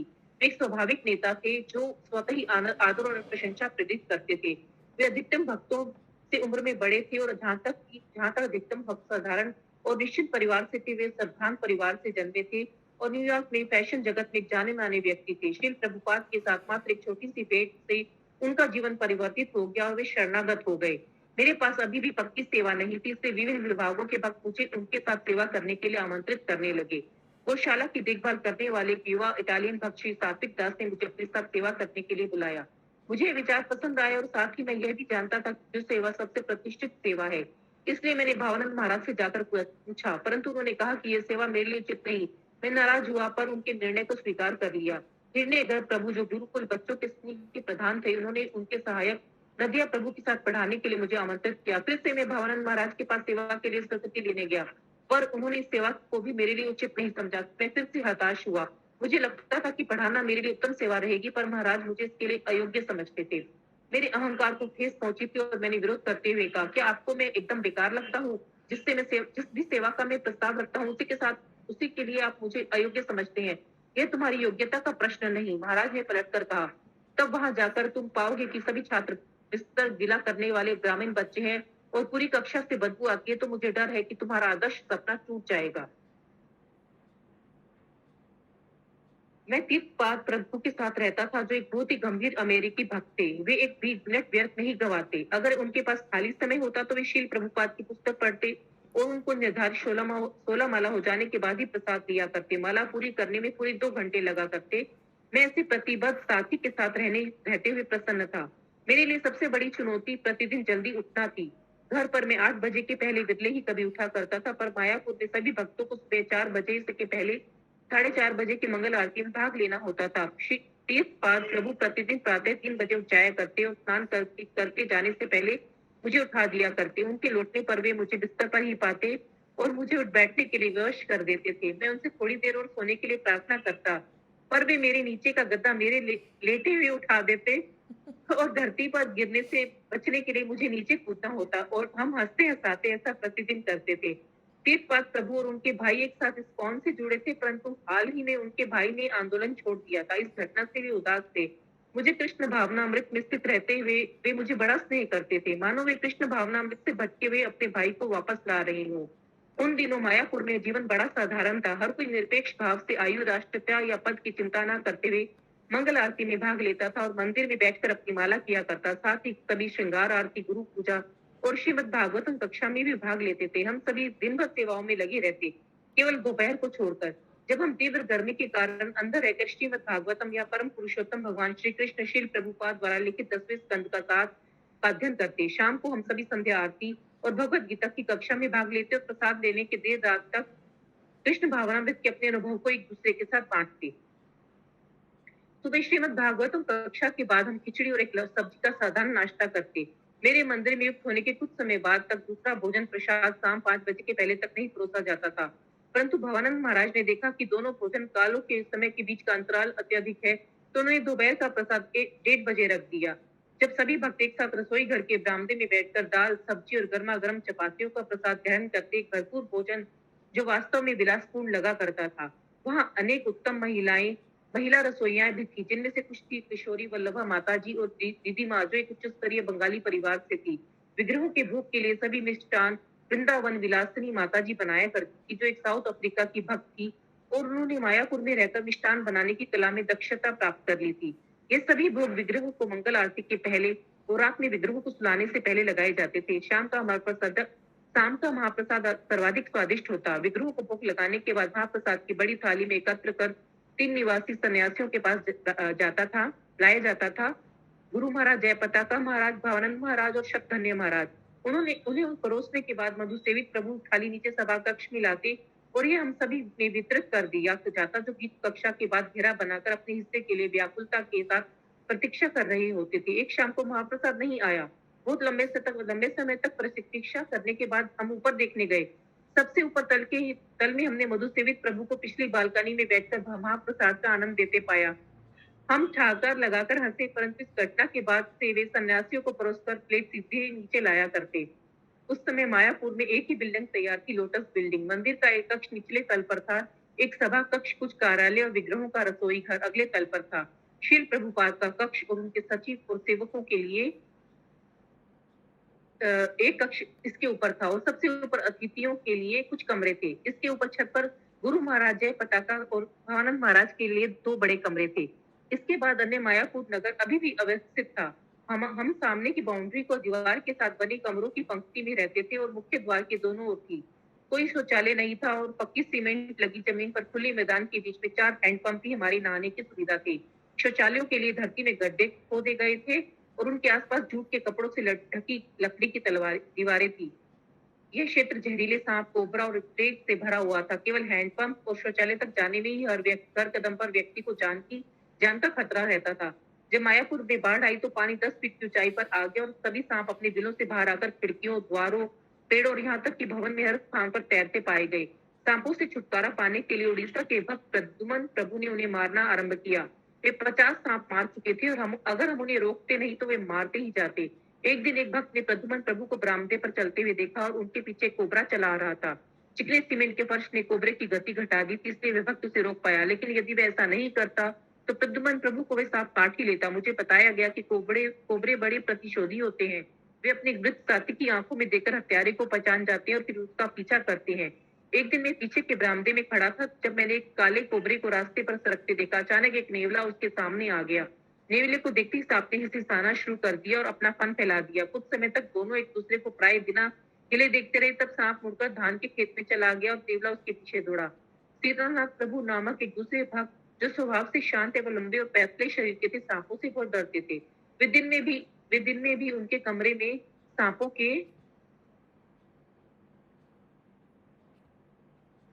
के होने की कल्पना करते। एक सुबह अपने कमरे में हम भक्तों के छोटे समूह में भवानंद महाराज ने उनसे कहा, सीतानाथ, अगर तुम सांपों से इतना भय करोगे तो तुम कभी आध्यात्मिक जगत नहीं जा पाओगे, क्योंकि वहां श्री अनंत शेष एक सांप ही है। मैं महाराज के वाक्य पर सीतानाथ प्रभु की प्रतिक्रिया को नहीं समझ पाया, पर मुझे इससे बहुत लाभ हुआ, क्योंकि अब जब भी मैं सांप को देखता या सोचता भी तो श्री अनंत शेष मेरे मानस पटल पर आ जाते। फिर भी किसी भी भक्त को सांपों ने नहीं काटा और मौसम की कठिन परिस्थिति, सांपों और रहने की निम्न अवस्थाओं के होने पर भी कृष्ण भावना में बहुत संतुष्ट और उत्साहपूर्ण थी। कुछ समय बाद मेरे लिए एक सेवा अनुमोदित की गई। एक गतिशील युवा अमेरिकी भक्त पंचरत्न प्रभु को बड़ी बिल्डिंग जो 450 फीट लंबी होने के कारण पश्चिम बंगाल में सबसे बड़ी थी के निर्माण का पर्यवेक्षण करने में सहायता करने की। बिल्डिंग में अतिथि भक्तों के निवास के लिए 165 कमरे होने थे। मैं उनके एक सहायक धूम प्रभु नाम के कनाडा के एक भक्त को कलकत्ता से सामग्री खरीदने, ट्रेन से माल प्राप्त करने और स्थानीय सरकारी अफसरों से अनुमति लेने के लिए सहायता करता था। सेवा के बाद समय होने पर मैं अन्य गौड़ियों, मठों, आश्रमों और अन्य वैष्णव संस्थाओं में श्री प्रभुपाद के गुरु भाइयों और अन्य वरिष्ठ भक्तों से मिलने जाता। मैं उनके विषय में, उनके और साथ ही वैष्णव और कृष्ण भावना के विषय में भी जानना चाहता था। एक बार नवद्वीप के देवानंद गौड़ीय मठ में मैंने श्री प्रभुपाद के बांगा लेखन कार्य प्राप्त किए, जो उनकी मासिक गौड़ीय पत्रिका में प्रकाशित होते थे और जिनका संपादन उन्हें 1940 के दशक के अंतिम वर्षों और 1950 के दशक के आरंभ में किया गया था। एक प्रसिद्ध अंग्रेजी दैनिक अमृत बाजार पत्रिका संपादक के लेखक के प्रति उत्तर में प्रभुपाद ने इस पत्रिका के लिए लेखों की एक श्रृंखला लिखी थी, जिसका प्रथम शीर्षक था भगवानेर कथा, भगवान का ज्ञान। संपादकीय में लेखक ने लिखा था कि अंग्रेज शासकों से आजाद होने के बाद भी देश की स्थिति नहीं सुधरी थी। मानव विधाता के विधान से मनुष्य जाति को कभी शांति प्राप्ति न होनी हो। श्रील प्रभुपाद ने ठीक इसके विपरीत कहा कि वास्तविक शांति और समृद्धि राजनीतिक या भौतिक व्यवस्था प्राप्त करने से प्राप्त नहीं हो सकती। वास्तविक शांति प्राप्त करने का एकमात्र तरीका पूर्ण पुरुषोत्तम भगवान श्री कृष्ण की शरणागत होना है। इसका तर्क प्रभावशाली था और मैं यह देख सकता था कि 1938-48 में भी जब श्रील प्रभुपाद एक गृहस्थ भक्त थे, वे तब से ही अपनी श्रद्धा और शुद्ध भक्ति के स्तर पर स्थित थे। पंचरत्न प्रभु और गुरु महाराज जय पताका महाराज से चर्चा करने के बाद मैंने श्रील प्रभुपाद के लेख एक पुस्तक में संकलित करने का निर्णय लिया, जो 64 पृष्ठों की पुस्तक बनी। भगवानेर कथा, परम पुरुषोत्तम भगवान विषयक वाक्य। इस प्रकार सब कुछ अच्छा चल रहा था, पर मेरी श्रील प्रभुपाद से दर्शन प्राप्त करने की बड़ी इच्छा थी। मुझे उनकी कहानियां सुनना पसंद था। एक भक्त कमल नारायण प्रभु मध्य आयु के बंगाली सज्जन थे, जिन्होंने कलकत्ता में कार्यक्रम के दौरान श्रील प्रभुपाद को बोलते हुए सुना था। वे इतने प्रभावित हुए कि उन्होंने अपना व्यापार अपने पुत्र को सौंपा, उनसे अपनी माता की देखभाल करने का वचन लिया और घर छोड़कर इस्कॉन से जुड़ गए। उन्होंने हाल ही में श्रील प्रभुपाद की शरण ली थी। कमल नारायण प्रभु ने मुझे बताया कि श्रील प्रभुपाद कितने स्नेहपूर्ण और देखभाल करने वाले गुरु थे। जब श्रील प्रभुपाद ने जाना कि कमल नारायण प्रभु ने अपना घर इस्कॉन से जोड़ने के लिए छोड़ा है, तो वे उनकी पत्नी के विषय में इतने चिंतित हो गए कि जब भी वे कमल नारायण प्रभु से मिलते तो उनकी पत्नी की हालचाल अवश्य पूछते। कमल नारायण प्रभु ने मुझे यह भी बताया था कि श्रील प्रभुपाद के पश्चिम भक्तों के समर्पण, निष्ठा और श्रील प्रभुपाद के प्रति उनका प्रेम बहुत सराहनीय है। अगर श्रील प्रभुपाद उन्हें गगनचुंबी इमारत से कूदने के लिए भी कहते तो वे बिना पलक झपकाए ऐसा करने को तैयार थे। नाम हटे गतिशील भक्तों का विशेष समूह था, उसका नेतृत्व करते थे श्रीमद गुरु कृपा स्वामी महाराज। यह 15 उद्दाम भक्तों का एक समूह था और इसमें लगभग सभी अमेरिकी थे। ये भक्त जापान से प्रचार कर लौटे थे और उनकी उपस्थिति से ही मायापुर का वातावरण, जो सामान्यतः शांत रहता था, एक संक्रामक कंपन फैल गया। जब वे सभी कीर्तन नृत्य करते तो पूरा मंदिर आनंद में गूंजने लगता। हम में से कुछ पास में गंगा किनारे साथ जाते और कभी कभी नामहट और मायापुर के भक्तों के बीच कुश्ती की प्रतियोगिता हुआ करती थी। एक दिन मुझे नामहट के एक भक्त के साथ कुश्ती लड़नी पड़ी और बड़ी आसानी से उसने मुझे हरा दिया। उनका समूह प्रसन्नता से उल्लासित होने लगा। गुरु महाराज जय पताका देख रहे थे और उन्हें यह अपमान स्वीकार नहीं था। वे एक बब्बर शेर की तरह दहाड़ते हुए खड़े हुए और उनका सामना करने के लिए चुनौती दी। कुछ समय के लिए वहां सन्नाटा फैल गया। तब गुरु कृपा महाराज ने अपने एक लंबे और बलवान दिखने वाले भक्त को, जो गुरु महाराज जय पताका महाराज की बराबरी का लगता था, कुश्ती करने का आदेश दिया। यह देखने लायक था। गुरु महाराज जय पताका महाराज एक विशेष बल से सशक्त दिखा रहे थे। थोड़ी और जोर आजमाइश के बाद उन्होंने उस भक्त को उठाकर धरती पर पटक दिया।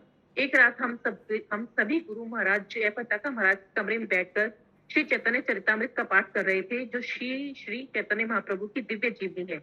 उसी समय अभिमन्यु प्रभु, जो एक अंग्रेज सैन्य प्रशिक्षण प्राप्त होने के कारण मंदिर के सुरक्षा प्रधान नियुक्त किए गए थे, वे दौड़ते हुए आए और सभी को सचेत किया कि डकैत मंदिर पर आक्रमण करने आ रहे हैं। परंतु महाराज को इस पर विश्वास नहीं हुआ। वे हमारे पाठ में व्यवधान डालने के लिए थोड़े नाराज थे। उन्होंने कहा, अभिमन्यु, ये मात्र तुम्हारा भ्रम है। परंतु अभिमन्यु परेशान थे। उन्होंने अपनी बात पर तर्क किया। अंततः केवल उन्हें शांत करने के लिए महाराज पूछे और कहा, चलो डकैतों से मिलकर आते हैं। हाथों में लाठियां लिए महाराज आगे चल रहे थे और हम सब मुख्य द्वार तक गए। वहां पहुंचने पर हमने मशाल लिए लोगों की भीड़ को कुछ दूरी पर हमारी ओर आते हुए देखा। जैसे जैसे वे निकट आए, हमें नारे सुनाई दिए, बोल हरि बोल हरि बोल, जो एक मृत शरीर को ले जाते हुए भगवान की कृपा प्राप्ति के लिए कहा जाता है। ये एक अंतिम यात्रा थी। समूह की भीड़ को देखकर वह एक महत्वपूर्ण व्यक्ति की जान पड़ती थी। गुरु महाराज जय पताका महाराज ने कुछ भी नहीं कहा।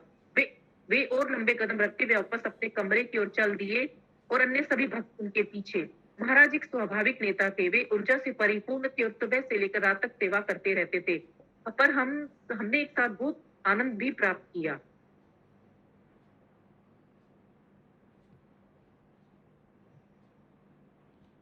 एक समय जब उन्हें अमेरिका से तीर और कमान प्राप्त हुए तो वे लोटस बिल्डिंग के सामने के बगीचे में तीरंदाजी का अभ्यास कर गया करते। वे उत्कृष्ट निशानेबाज थे और वास्तव में हर बीच में ही निशाना लगाते। वे एक दक्ष तैराक भी थे और न केवल बिना परिश्रम के वे गंगा पार कर लेते, पर उन्होंने कई बार डूबते भक्तों को भी बचाया था। और जब डकैतों का वास्तविक खतरा होता तो महाराज ही सबसे आगे उनका सामना करने के लिए खड़े होते। हम उनके नेतृत्व में सदा स्वयं को सुरक्षित समझते थे।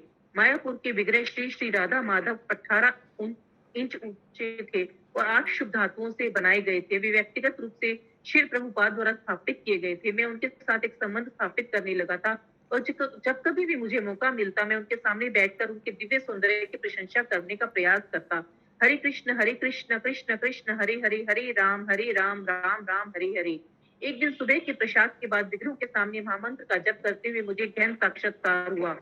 मैं वास्तव में कृष्ण के साथ संपर्क कर रहा था और वे सुन रहे थे। मैं श्री माधव के रूप को निहारते हुए उनके समीप बढ़ा। अचानक से मैं पूरी तरह से जान गया कि वे परम स्वामी और निरंतर परम पुरुषोत्तम भगवान है। मैंने अपने पठन से बौद्धिक समझ प्राप्त कर ली थी, पर मेरी नई जागरूकता अलग थी और विचारों के परे निश्चित ही एक गहन प्राप्ति थी। फिर मुझे ध्यान आया कि मैं इनसे कुछ भी मांग सकता हूँ और वे मेरी इच्छा पूर्ण कर देंगे। कई विचार मेरे मन में कोंधने लगे।